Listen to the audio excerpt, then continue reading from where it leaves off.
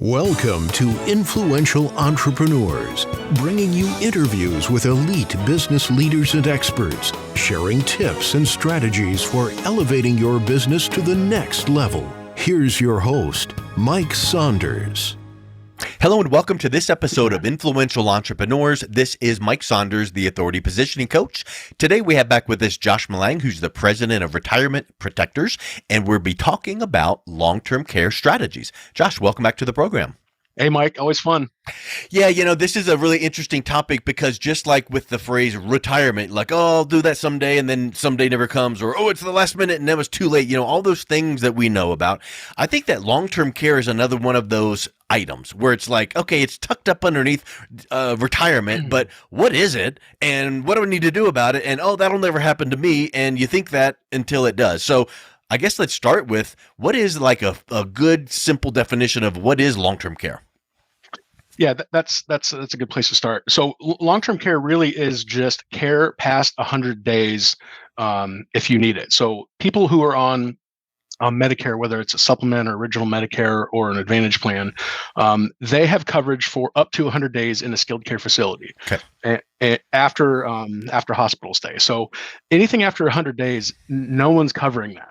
So whether it's home health care or assisted living or nursing home for skilled care, whatever, nobody's covering it. So it's after 100 days, and by definition, there's a few different levels as well. So the levels are custodial care, intermediate care, and skilled care. With custodial being, I need help with 2 to 6 activities of daily living, which is eating, bathing, dressing, toileting, continence, or transferring. So you get to a point where the doctor says, hey, you're going to need help with this for like more than 90 days. This is a situation.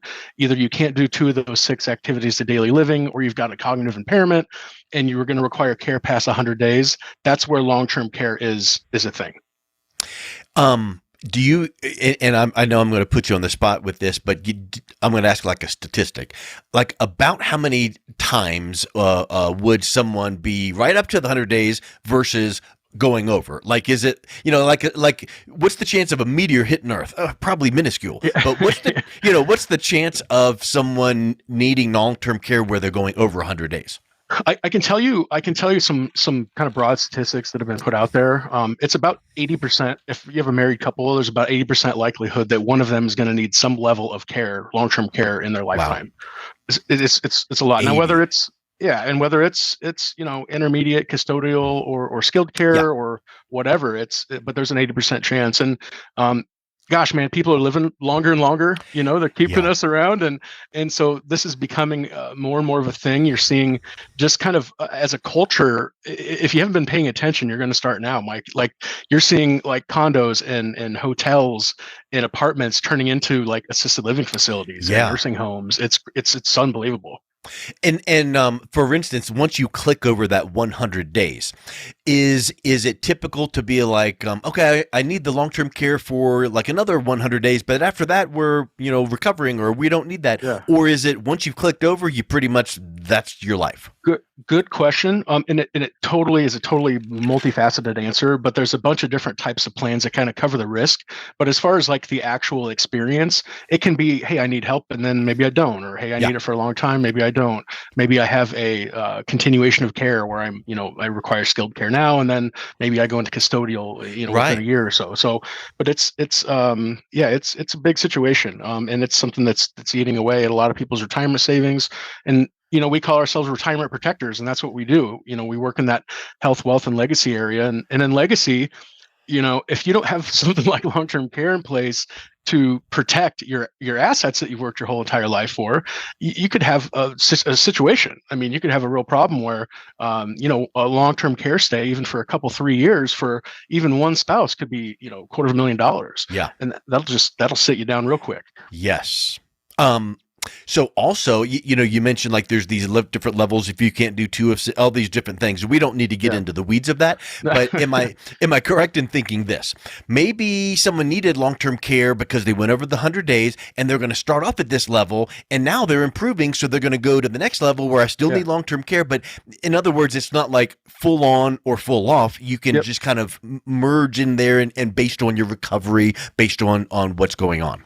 You got it. Yeah, you got it. Yeah, that's exactly right. So, really what I was kind of hoping to chat about today is, we talk about the risk, we talk about, it's something that everyone's talking about. I mean, everyone's a bit affected by long-term care, whether you've got a parent or some other family member. People start to think about it when they start to have to take care of their parents. Yeah. Is really when it comes up, and people go, "Yeesh, this is not good." And they either have something and I want it, or they don't have something and I need it. Yeah. So it's one of those things too, where by the time the house is on fire, you're not going to be able to get your homeowner's insurance covered. And it's like, Yep. oh my gosh, I've got this stuff with my health. I can see maybe needing long-term care down the road. Well, that's exactly too late. Yeah, because it's already existing. It's exactly. Yeah. It's just too late. So it's tough too to face kind of your own morbidity. It's like, am I going to at some point need help taking care of myself? Probably. Is that something I want to think or talk about? Absolutely not. And so it's a topic that's not always the most fun to kind of open, but it's got to be talked about. So, but don't you have? And here's a quick question before you get into that. It's almost like if you would be real and honest with yourself and go, okay, I've been hearing my kids telling me this and that. Like, for instance, I know for me, I'm only 55, but my wife is like, you can't hear me say it. And I'm like, yeah, I heard you. I was paying attention to the TV. So maybe our hearing is starting to go down a little bit, but we're not admitting it. So maybe in these cases, maybe a man or woman is going, oh, I don't need this care, but maybe you do. Maybe you're not really to the point of admitting it. So once you get to that point, isn't it true that when you take care of this ahead of time, it is a gift to your family? It's a legacy gift to your family, because if you don't have this, guess who has to step up and help mom and dad? And they might be busy executives and they don't have time on the weekend or every night or travel. So it really becomes something where if you have your retirement things in place and you're doing things like trust or wills or all these things, long-term care becomes a really big gift to your family. It's part of the deal, man. It's part of putting that protection on your retirement as you kind of work into that time of your life. And it is, man. I mean, people go, oh, my kids are going to take care of me. Which one? The one that's 4 states over, the one that's 3 states over, the one that's 5 states over. And it's not like their generation where they just move into their parents' house and take care of them, or it's just everyone is not within 15 minutes of each other anymore. Their kids are all over the place. And then it's like, okay, well, which one of those kids, A, is going to quit their job and come here to take care of you and leave their family? And B, which one of them do you anticipate taking you in and out of the bath? Because that's really kind of like because if you want to get into the weeds of it, it's not like, oh, I just need you to come out and set my meals from the fridge to the table. That's all I need. It's like those kind of things, like you're mentioning, like, oh man, who's gonna? I mean, it's detailed, and it's not something I can pop in once a day and we're good to go. No. So then there's a whole gamut of these things. So that's what I was kind of hoping to just chat with you about today, was really the different sort of ways to protect from that risk. And long-term care is just like this giant sweeping term, just like we talked about, when we were discussing the Medicare Advantage madness. You're like, I thought Medicare was Medicare. Well, it's like there's so many parts to it, and so tip of the iceberg. Exactly. Until you start really educating yourself, it's like, oh, I do or don't need long-term care. Well, that's not fair one way or the other. So there's 3 sort of strategies that can be put into place regarding long-term care and sort of solving that problem. There's 3 ways. So we're going to go over the first one's called focus, and I kind of came up with these names. So focus, the second one is traditional, and the third one is hybrid.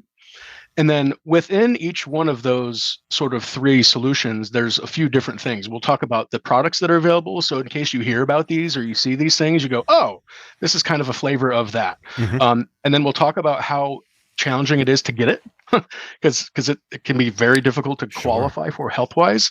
We'll talk about sort of the value in terms of what you're getting for the money. Some of these things are more expensive than others, but that doesn't mean that they have more or less value. So that kind of depends upon the benefit structure of the plan.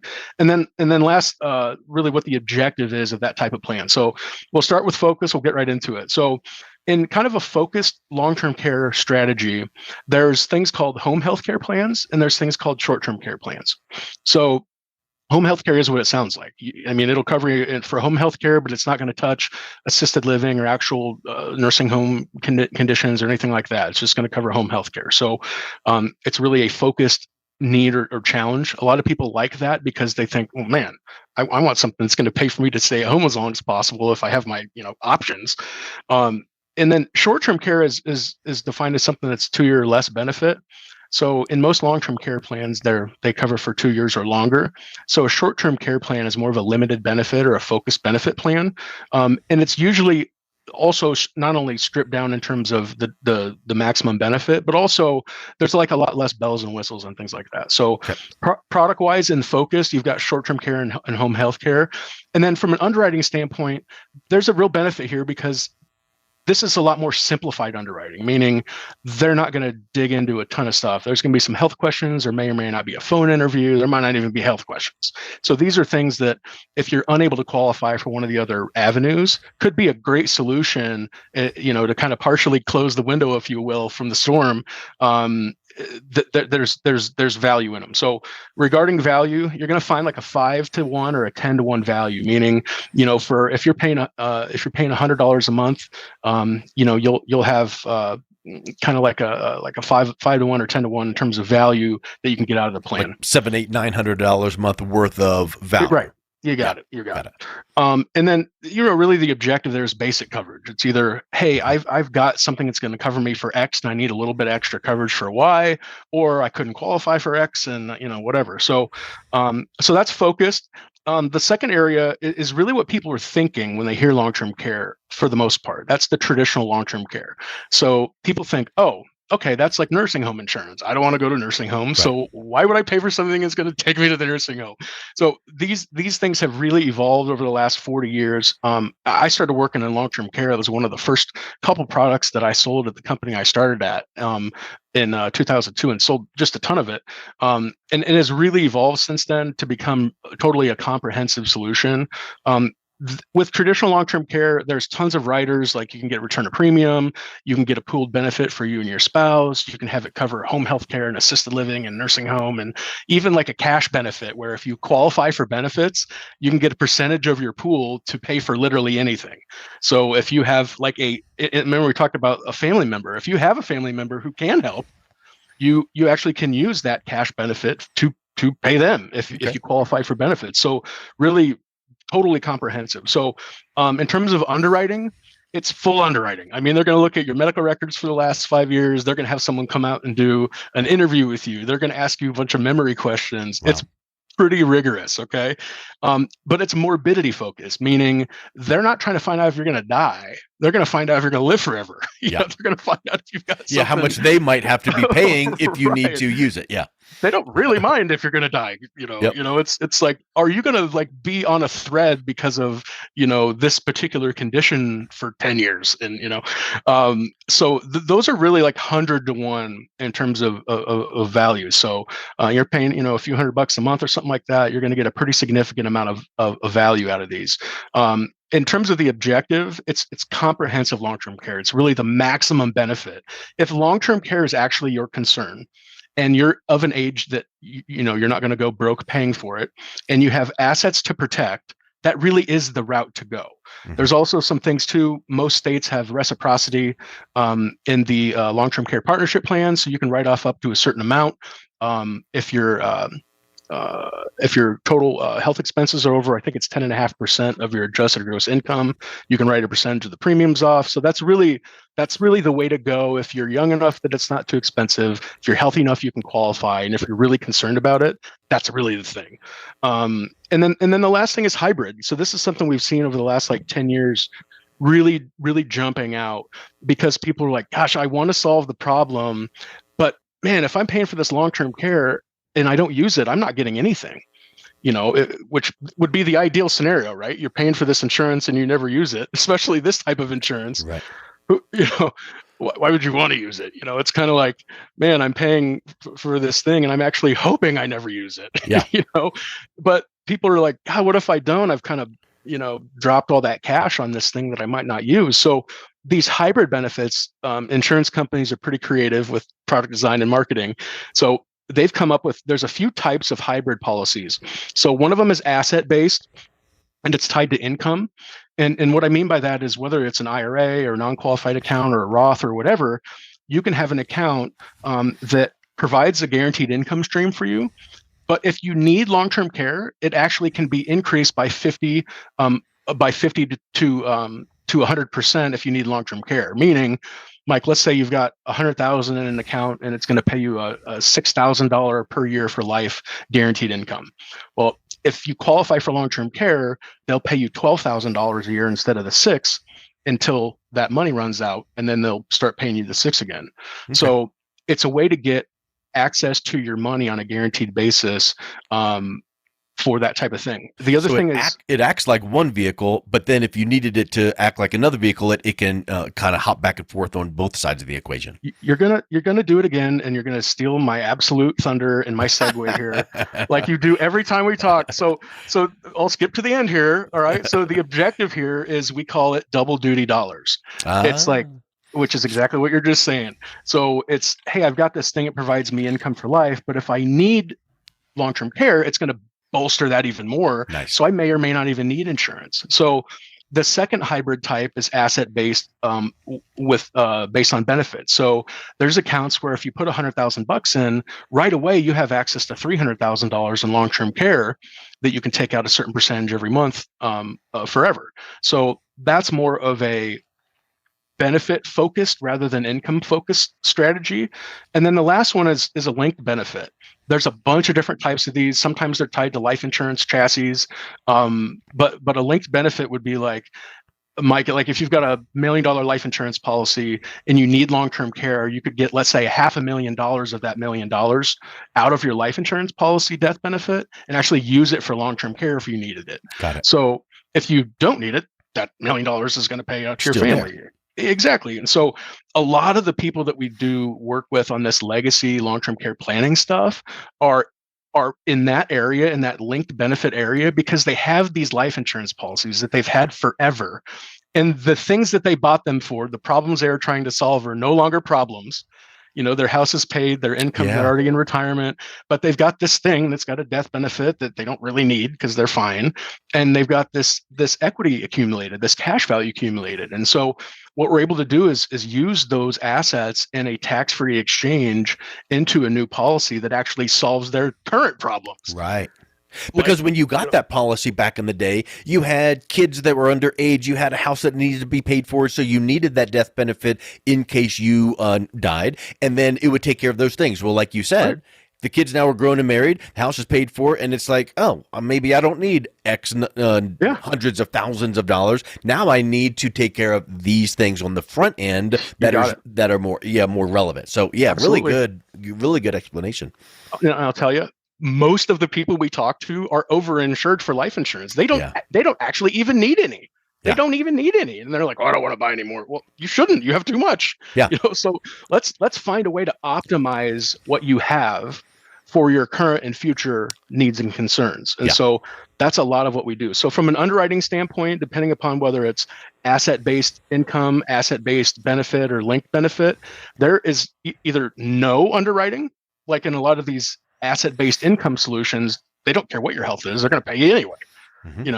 All the way up to full underwriting on some of these linked benefit things that are really more angled towards mortality rather than morbidity. Because at the end of the day, most of those linked benefit plans are on a life insurance chassis. So they are wanting to see if you're going to die soon or not. Yeah. But secondarily, they're like, also, if you're going to use this long-term care benefit, we don't want you sucking it out of there in like year two either. So it's primarily mortality, secondarily morbidity focused. But those are really pretty good values. A lot of people are using those strategies because you can have that double duty dollars and really use your existing not only assets from an investment standpoint, but also if you have any assets from a life insurance standpoint, we can really put those to work and optimize your retirement with those. And I think optimized retirement, that's huge because like we said, what if this happened and it sucks down $250,000 and it's like, man, I wasn't planning, that didn't go into the spreadsheet. Yeah. So, and then also like, who's going to do all this for me and my kids? And I don't want to be a burden. And you hear that so many times, like, oh, I just don't want to be a burden. So if that kind of thing and some of these opportunities and ideas we talked about, where do they go? Certainly, hopefully not Google. Let me go get a long-term care policy because it won't be set up the right way. So what's the next step, and how can they reach out and connect with you to learn more, to see if it even is a benefit? And then maybe some of the optimizations, like you said, consolidating some things into one. But there's so many variables, and they need to make sure that they're doing the right thing. Yeah, exactly. So, I mean, it really comes down to, as it always does, Mike, licensed, certified, experienced professional. Yeah. I mean, there's certain licenses you need for this, depending upon that product type. There's also certifications, depending upon the product type, that are done on a national basis, like every 4 years, that you really need to have if you're talking to somebody about this. It does help, like everything else that we're talking about, that if you want to look at the scope of the market and you want to look at the focused, traditional, and hybrid options, you should work with someone who has access to all of those things based on their licenses and certifications.